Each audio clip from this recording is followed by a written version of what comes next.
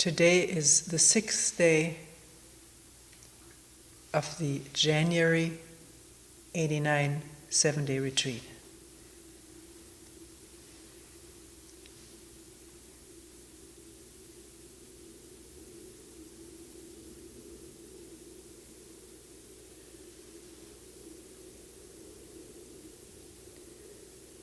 One of the wondrous aspects of a retreat is the constantly and so unexpected change of weather.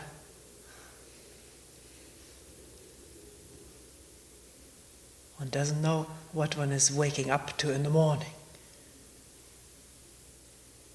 And often when one steps outside, it isn't what one thought it was being inside. And not having much to do here. A lot of time to sit around and look out of the window. And there are marvelously large, clean windows here. One sees and moves with what normally one is hardly aware of, except of what the weatherman says over the radio.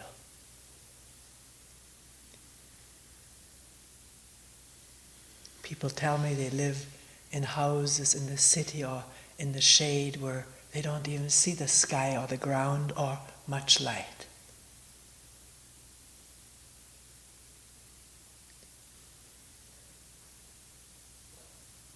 To see it get light in the morning and to be there when it gets dark at night, it's a wondrous thing in itself.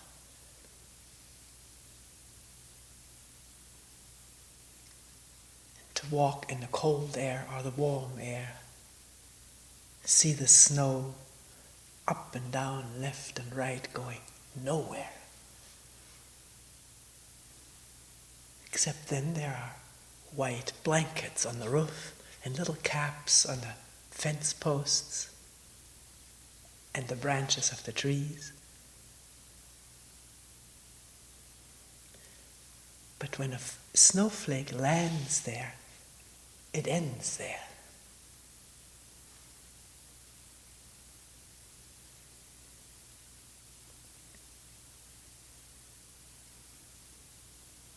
I remember as a little child,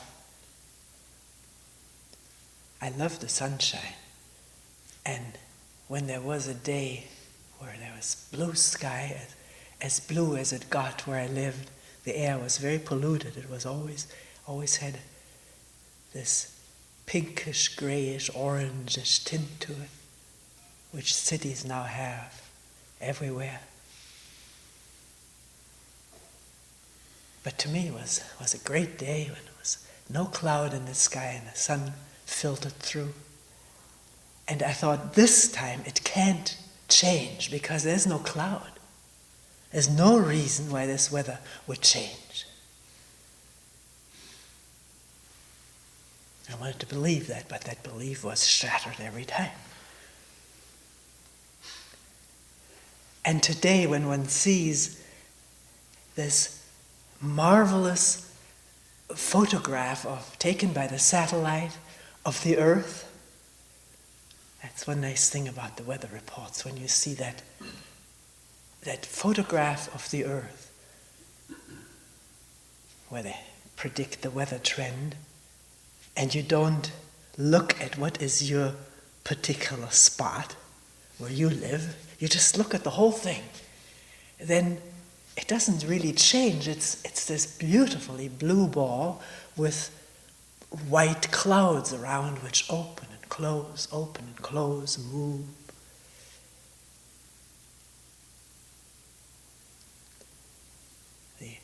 The old Zen saying comes to mind, when clouds gather over the eastern mountains, it rains over the western river.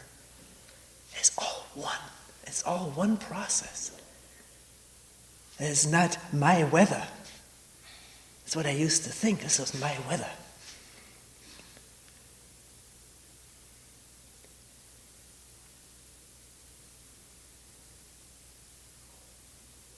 Also the view of the earth from this distance, this enormous distance, shows there is no time to the weather, is there? It's just always there. With constant modifications, but there's always this cover of clouds somewhere or other, and the blue glistening and the green, mostly blue. I wonder why.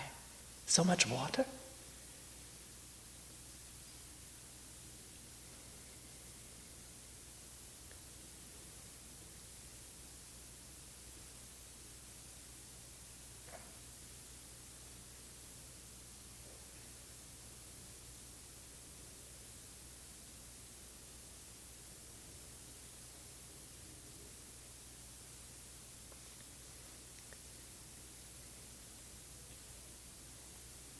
The other day when we were talking about how do we live our daily moment-to-moment life, to observe it, where do our energies go, where are they wasted, where do they gather? And we talked about rest and food, exercise. Incidentally, when I mentioned yoga and Tai Chi, I didn't mean this is what you have to do, and there's no other kind of body work. There are all kinds of different ways of bringing some awareness to the way the body moves and feels and stretches and so forth. I did not mention the getting fresh air and taking a walk.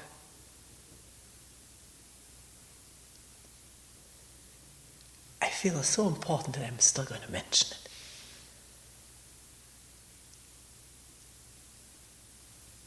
And it may be a problem for people living in a big city with a lot of traffic, how to get that fresh air. The walk is one thing. One can find always a street to walk. Although I usually shudder when I see joggers right in a traffic-ridden street. Inhaling, one inhales much faster when one runs, inhaling all of that exhaust.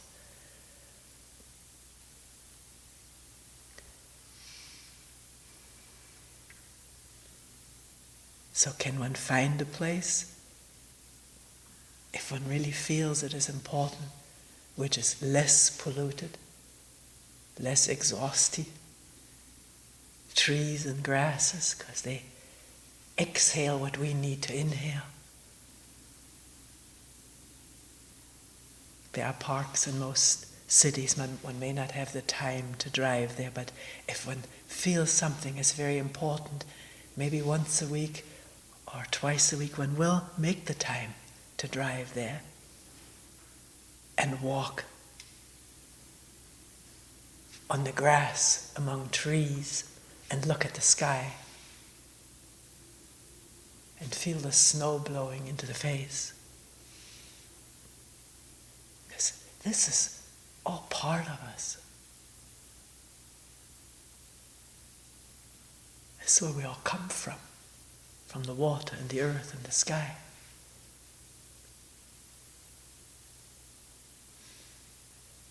So many people, when they come to Springwater, they say they feel like coming home.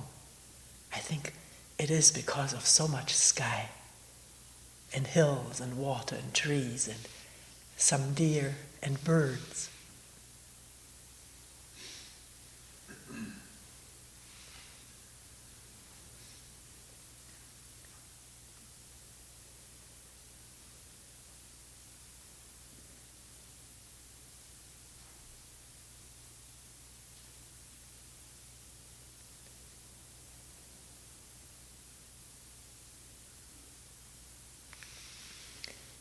Someone asked or mentioned that by no particular design or intention, he or she sat up straight and it felt very good, felt much better than the way one had sat before. And sometimes people ask me, why don't you ever say anything about posture? Posture and sitting. There are many reasons why I don't, and I don't want to go into them.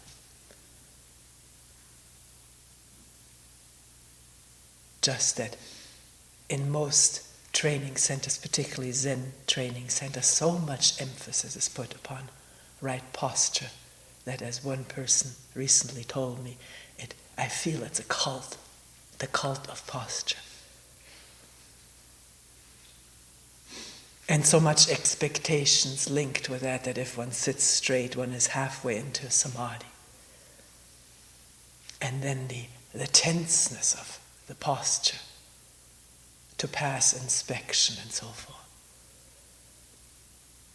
And the image that is connected with it, of being a good sitter. So for all of these reasons, I have over the time abandoned saying anything about it. And yet, just coming back from Denver, being with these two little children and the two big children, we love them all. When they sit down to play, they sit straight. They haven't been to any Zen center. But their backs they couldn't be crooked. They just are straight. They don't want to sit straight. That's how they sit on the floor, either with their legs crossed or sitting in between their legs with the 2 feet toward the back. And that little straight back, one feels that it is an expression of the alert and awake little being, interested in the play, in the game, in watching the big brother.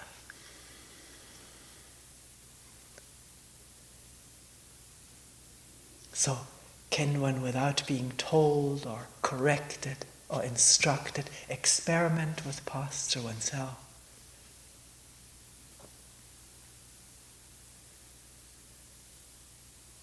Not rigidly, not forcedly, but lightly.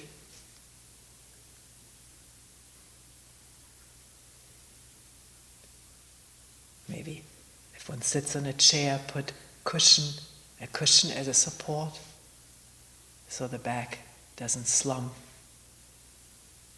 because there's tiredness or the muscles don't have the tone. Or it's more comfortable to have support in the back, particularly if that helps keep the back straight. To find out, experiment for oneself.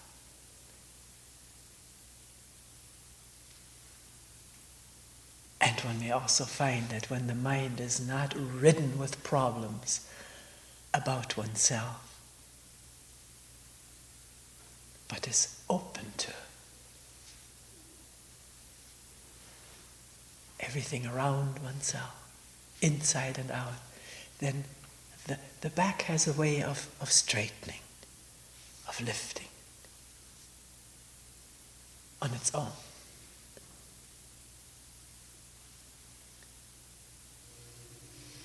But not to expect that or wait for that. One has to find one's own way in all of that.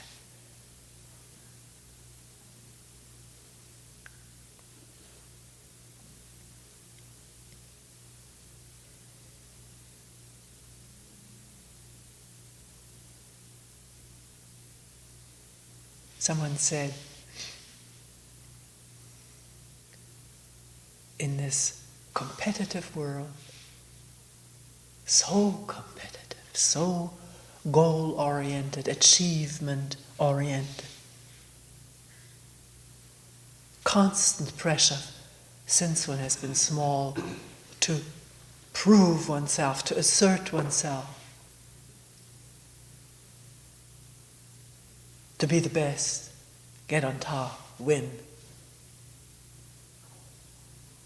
What place is there for selflessness that you're talking about?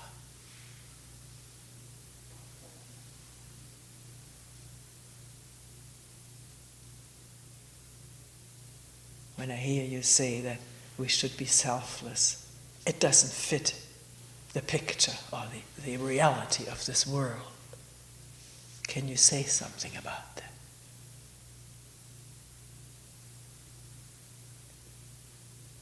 For one thing,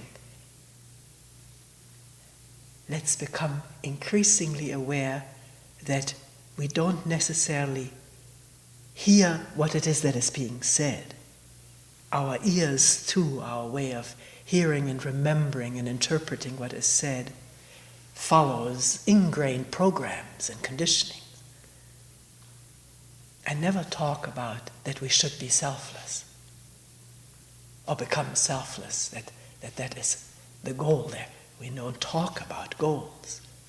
We talk about watching self-centeredness. And then sometimes mention it in a moment when there is no self-centeredness, then, like right now, the back may straighten up. That, as one hears, that becomes the goal, doesn't it? I want that. One hears it, one imagines it, and then one wants it. And immediately makes the theory out of it, or that this is what I should strive for, to become selfless, because that's what she says. And this is so radically different, just to look at what's there rather than to strive for a goal of what is not there, that we don't hear it and we remember it falsely. According to our ingrained programs. To become aware of that. It's a marvelous thing to become aware of false perception. Then we don't have to perceive falsely. If we become aware of it, then we can listen again. That is a good question. How does the way of working here fit, where we don't set goals to be achieved, don't promise attainments? How does that fit in with a world of constant achievement, competitiveness, attainment, striving for, in school already, for the A's, and being expected to do one's best and better than others? It fits in. It's up to observation and investigation and looking at it. Seeing it in oneself, what competitiveness does, observing it carefully. Not rejectingly, not taking it for granted that this is the way human beings live, to do their best, is the only way they achieve things. To question everything and observe it in oneself and in others.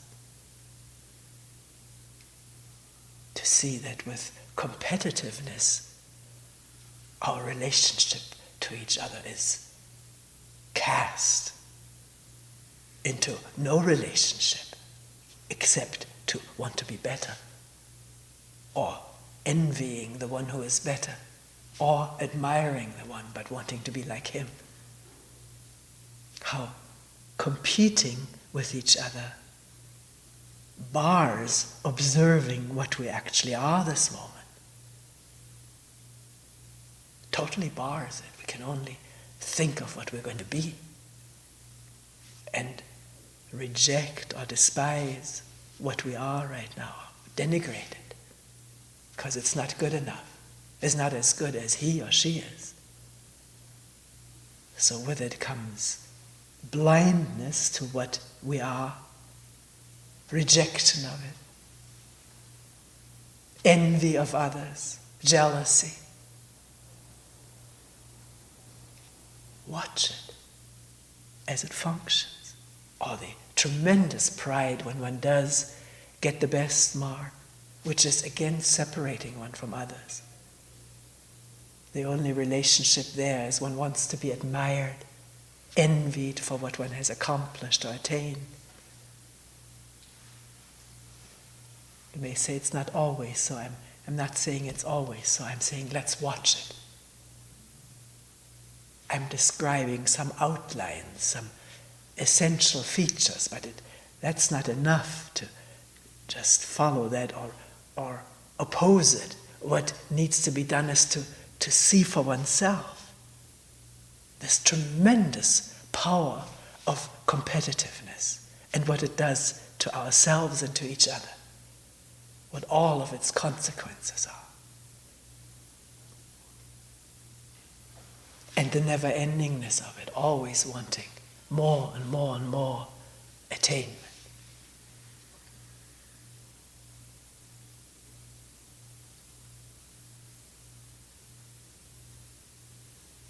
Bettering oneself in the world.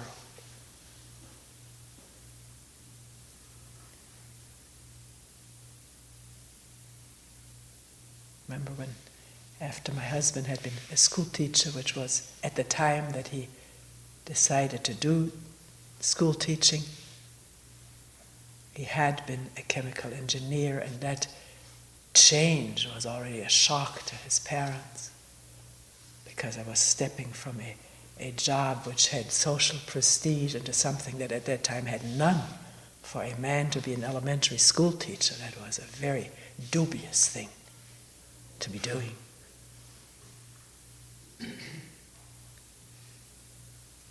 Then when he was offered a principalship, parents felt better about it.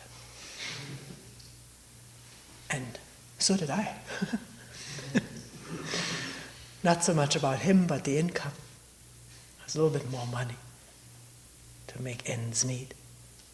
But the interesting thing that was, and I'm just mentioning his parents, my parents were the same way. They sighed a sigh of relief that he was at least something that they could mention to their friends.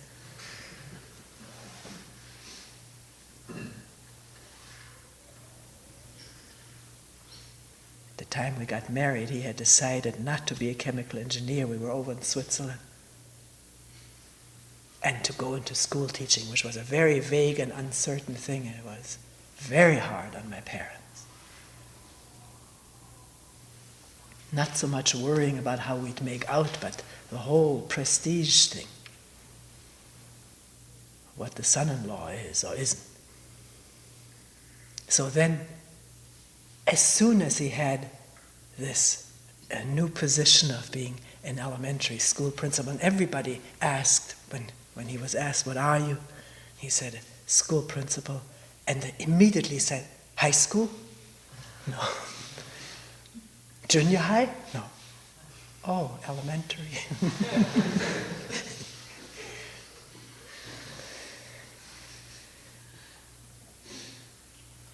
But then, immediately the question, what can he become now? Where can he go now? What can he become next?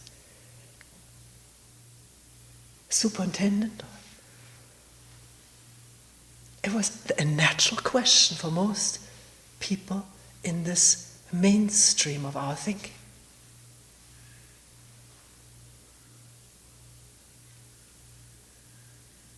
And to become a superintendent, a lot of politics have to happen. And there has to be a lot of rivalry and competitiveness. Of course, Kyle never even thought about it. That was it. That was already too much.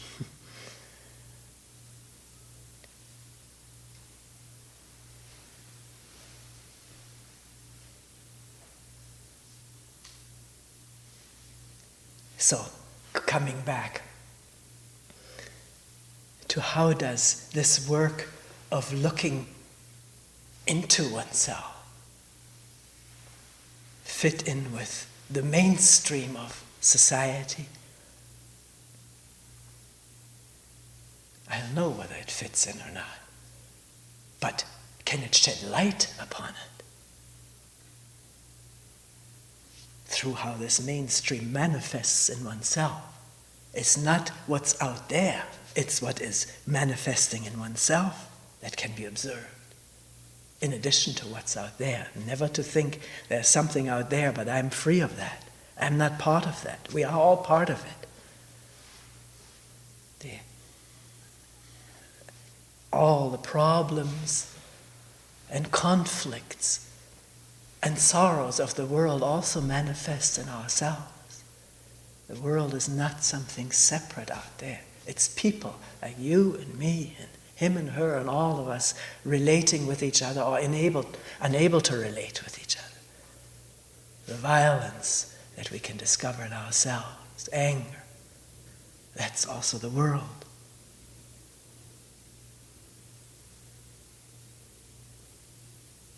Can there be clarity about what is going on in oneself?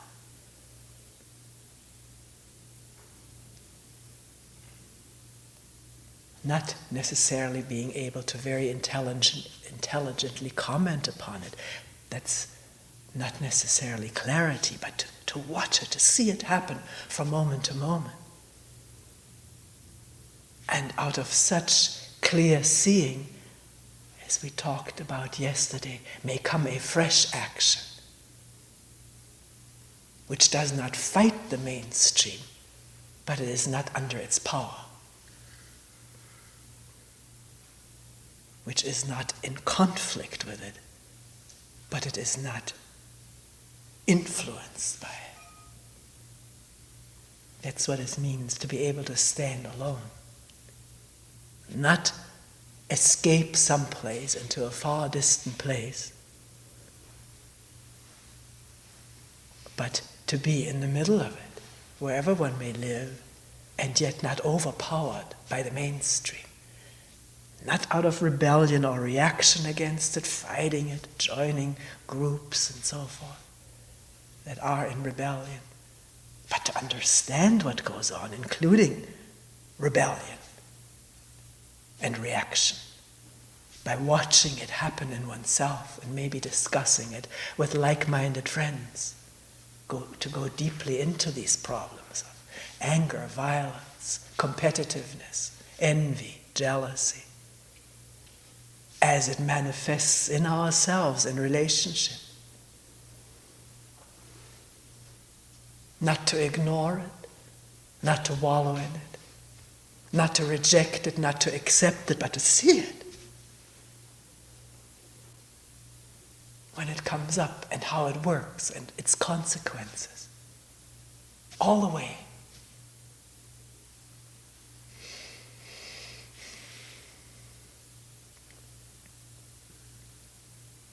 The person also asked, how do I tell my friends about what I'm doing here when I'm not even quite sure myself what I'm doing? That question comes up with many people. How do I talk about what's going on here?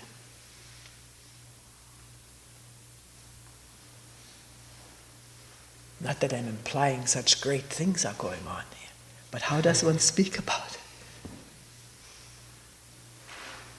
That's a tremendous exercise in accuracy. Because one can't talk in idealistic terms. One can, but that doesn't fit. If one isn't sure one knows what one is doing, why can't one say that?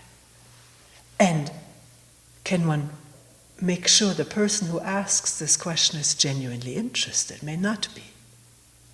It may be one of those questions we ask each other in order to ask a question, not in order to enter into a dialogue. And by the time one gropes for an answer, one notices the person is already off to something else. And then not to lay anything upon anyone who is not interested. Start proselytizing or convincing.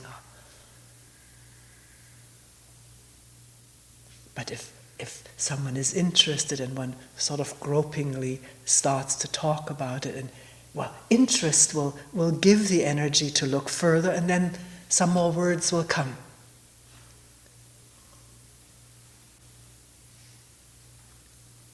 It all depends on on the mutuality of interest in this. But there's no obligation to have to give messages out, because there are no messages here. There's no message, it's just looking. Seeing what is going on in an atmosphere of quietness. Stillness and the freedom to come and go at leisure.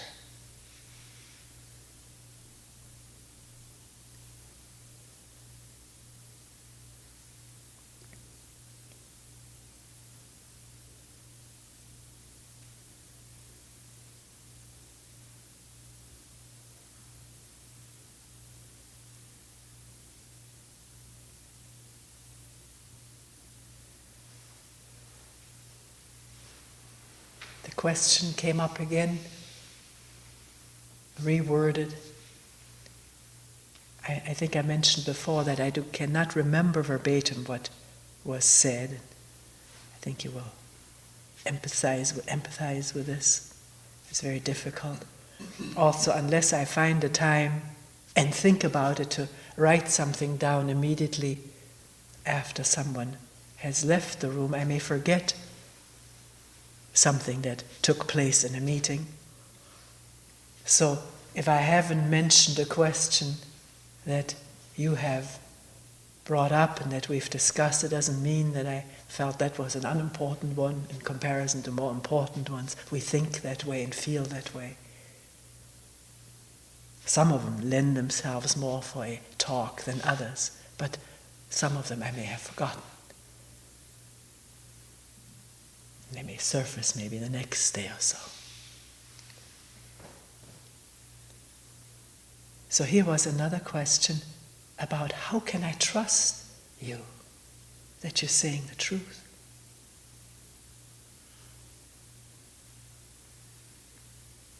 That what you're talking about, freedom or a state without duality, is the truth. Having followed many different teachers and believed in them, I'm very leery. I'm glad if people are leery of following and believing anything.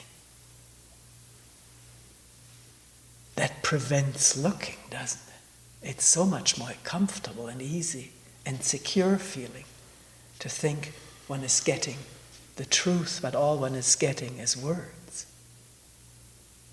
Unless one sees what these words are pointing at within oneself, and that no one can do for one.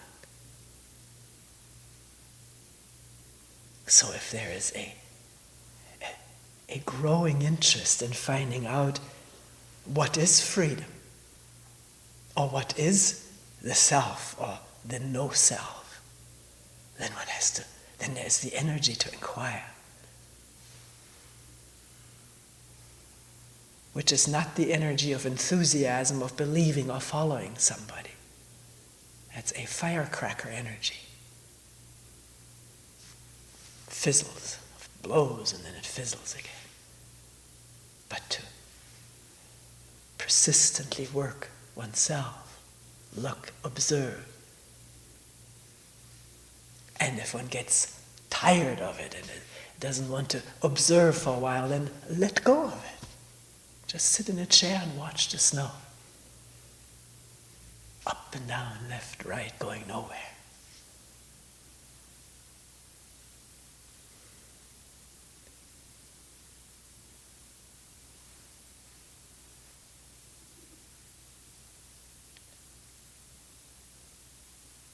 It's an intriguing question, isn't it? How can one tell whether someone is speaking out of truth, out of seeing the truth,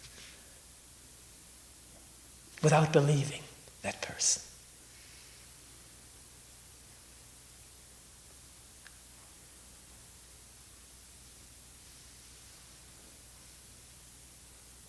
If one sees for oneself, one sees the uselessness of belief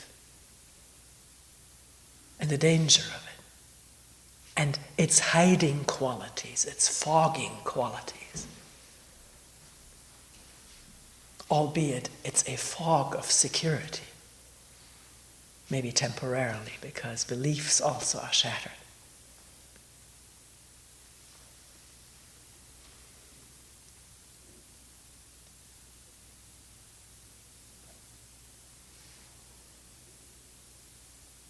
So not to be taken in by the strength or energy or charisma with which someone may be speaking, but to find out for oneself.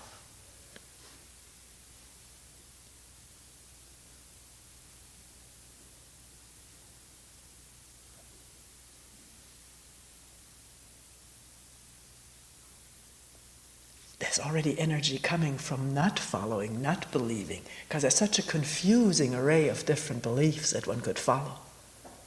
And to just abdicate all of them freely, there's energy to look. Abdicate all of, well, I'll have to go on with it.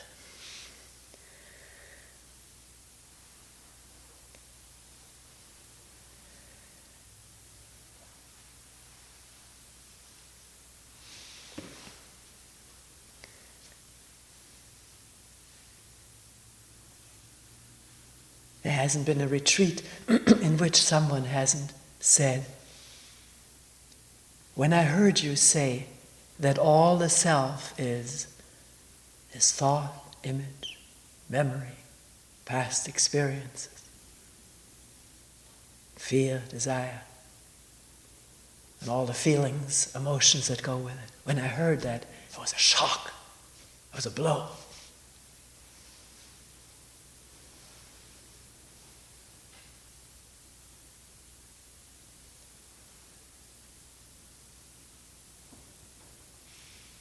One person once, it was in California, said it was like the big earthquake.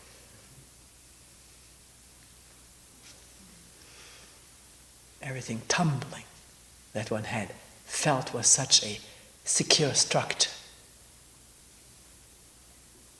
How will one meet that blow or that shock? A very important question. Just give oneself recuperation time to build something again, or, well, the structure isn't demolished anyways. It's only put into question, come into question.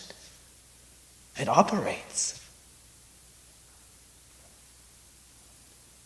So will one forget all about it, what it may be, and go on assuming its reality? One doesn't assume it's reality, one thinks it's real. A person told me, it was very interesting. I remember as a little child, one day seeing this person, that person, father, mother, brother. They were all unreal. The only real thing was me. I was the only real thing. And everyone there to serve me, to take care of me.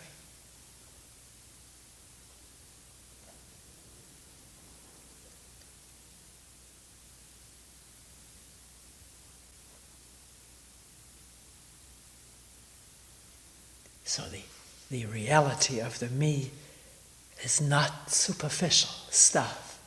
It's a deep structure which is wired into our whole body-mind system. As thought, image, remembrance, fear, inevitable fear with the feeling of self, because it is nothing real. It's a structure of thought, image, remembrance, fear and desire, discontent, and everlasting desire for pleasure.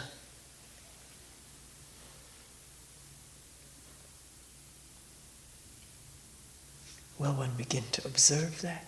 Not believe it or disbelieve it, protest it or accept it. Just leave all of the words and start looking from moment to moment.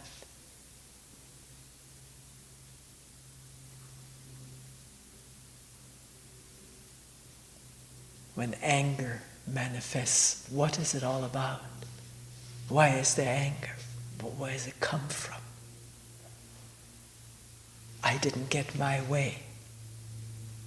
My ways were crossed. Frustrated, thwarted. I'm not saying justified or unjustified. We're not looking at it this way. We're just looking at what is happening. Hurt. Feeling hurt. What is it that gets hurt? My pride, my image of self-esteem, which is me. I am my images. That's my feeling of myself. And the fact that it hurts proves to me that there's me that is hurting.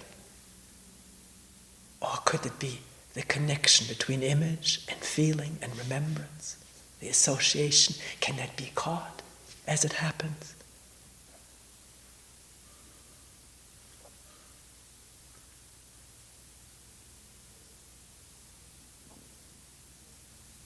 In playing games with Ben, board games, one of them was Sorry. That was the favorite one. Maybe most of you know Sorry, where you have little pieces and you move and you can be knocked off. Just before you're almost home, you get knocked off. I'll go back to the start. And then you can't get out. You try to get a 1 or a 2, but you don't. Everybody else gets 1s and 2s. And jumps merrily along this board, and you're sitting there and do nothing.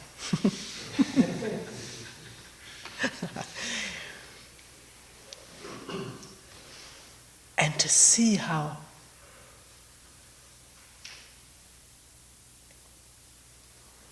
now I can't speak for myself that I never or very rarely in these games identified with a piece. But people tell me this, and one can see it. That's them being knocked off. Obviously, it was Ben who was winning or being knocked off. He said, this is me. He was that piece. And appealing to Grandma not to knock him off, knock off Dad.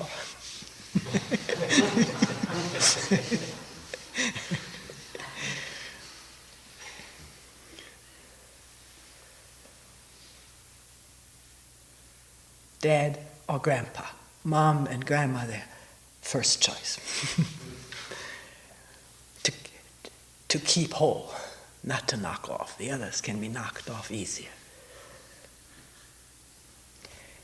And it's not just with a board game. When we sit together discussing, aren't we identified with what we say, our contribution to a discussion? We may have said it sort of from the top of the head, but the moment we have said it and somebody says something against it, don't we begin to identify with that and defend that? Just because we said it. And that's where our arguments usually come from. Not so much the issue, substantial stuff, but defending oneself against the other. Not wanting to be knocked off, one's piece to sit there, one's contribution to be respected or accepted. It's so marvelous to be able to observe that and tie loose from that. Drop that kind of a problem. To see what we argue over, to observe it. It's usually not, the topic itself, but it's my way, I am being under attack. And if I defend it, identify it and defend it, there's no flexibility to look whether really maybe another way is better, more helpful. But there's, since we were little, such holding on to whatever one thinks is myself, and having been hurt so much or humiliated, knocked.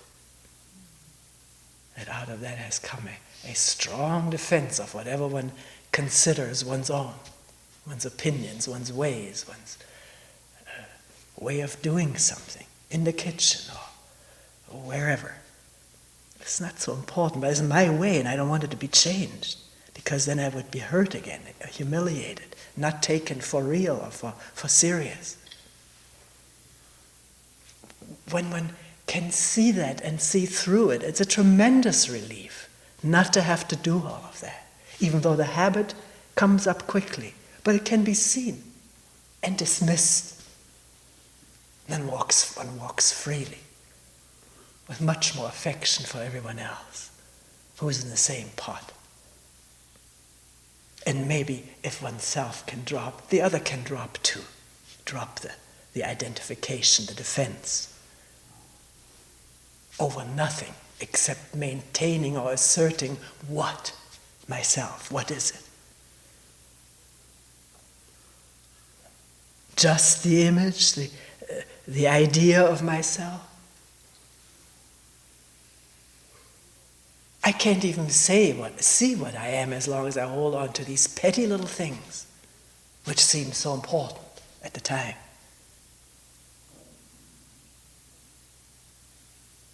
But when they drop, then there's so much more.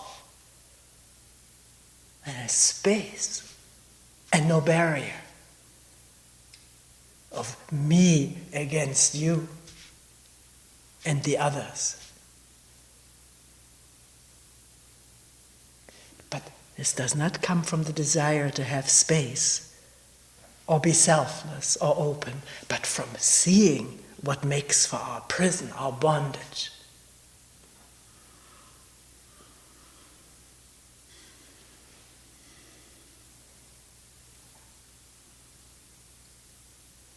In the little things, not on the grand scale, but in the little moment-to-moment happenings in relationship with each other usually is when it manifests most.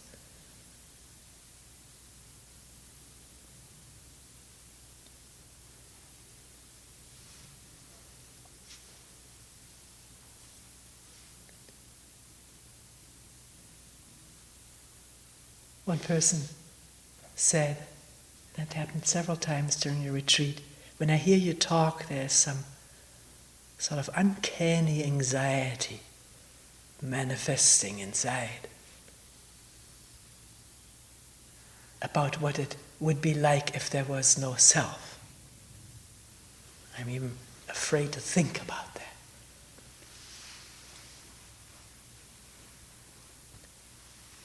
Well, it's nothing to think about. Because thought just arouses anxiety, one can see that. Thought projects all kinds of specters. What life would be without a self, if one is interested in painting, one may not be painting anymore. One is interested in music, one may not practice music anymore. One is attached to a man or woman, one may not be attached to them anymore and lose them or leave them. It's all fear of what one fantasizes about. One thinks it's fear of the unknown, but it's fear of what one imagines to be, which is fear of knowing. Fantasy always comes out of the known. Fantasy cannot come out of the unknown. Unknown does not produce fantasy.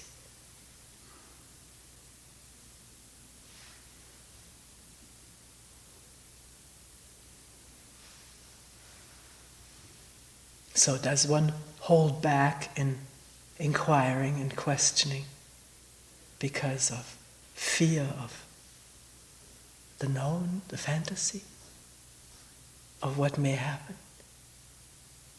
One doesn't know what it's like. One can't know.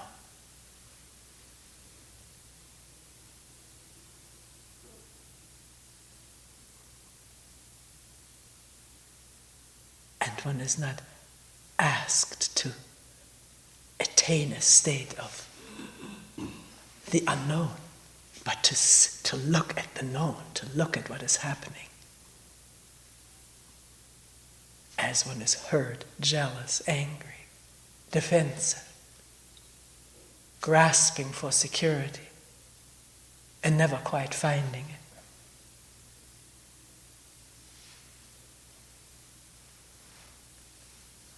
The fear of not being, the fear of not continuing as a self, as an image.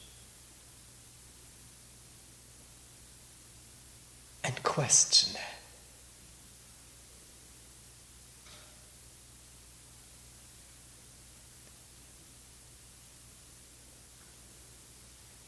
The astonishing thing is that when there is no self-image, there's also no fear for it. There's no fear is always connected with the feeling of self. That it may not continue, that it may not thrive, or whatever.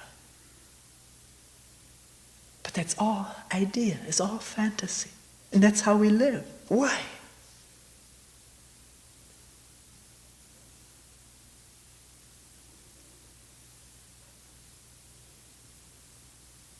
And the question comes up quite freely. Can there be a dying to all of this attachment to fantasy? By seeing what it is. Not persevering in it just because one also always has persevered in it. The listening now to what is there, palpably so, is the dying to the image of what is there or could be there. Do you see that?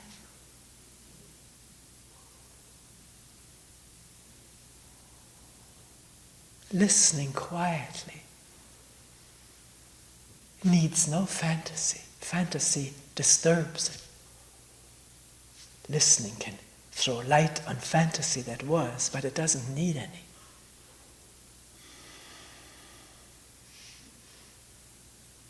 It gets in touch with what's actually happening. And what is that? If one doesn't name it and know it and react to it and grasp it or reject it, what is happening right now?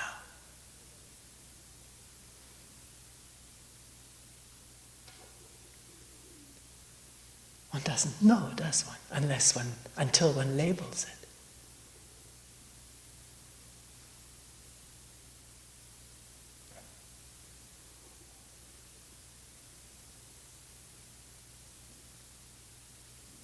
And because one doesn't know, one can look and see with eyes and ears that are open and unprejudiced.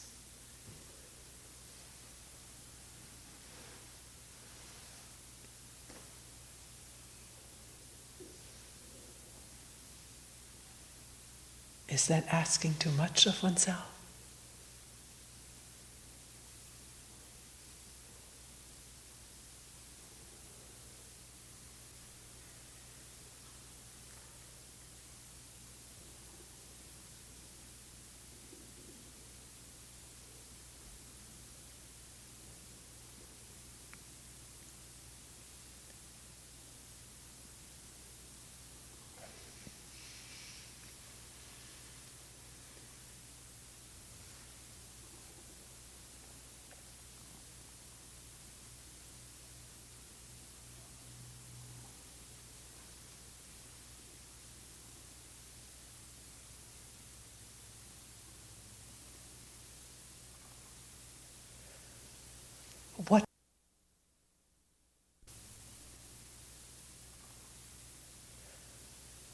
What is an ice-cold wind blowing into the face if I don't brace against it?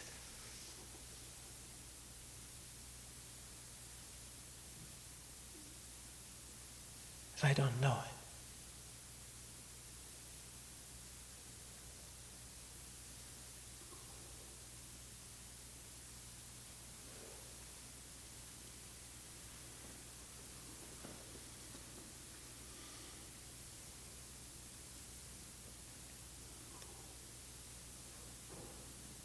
We will end here for today.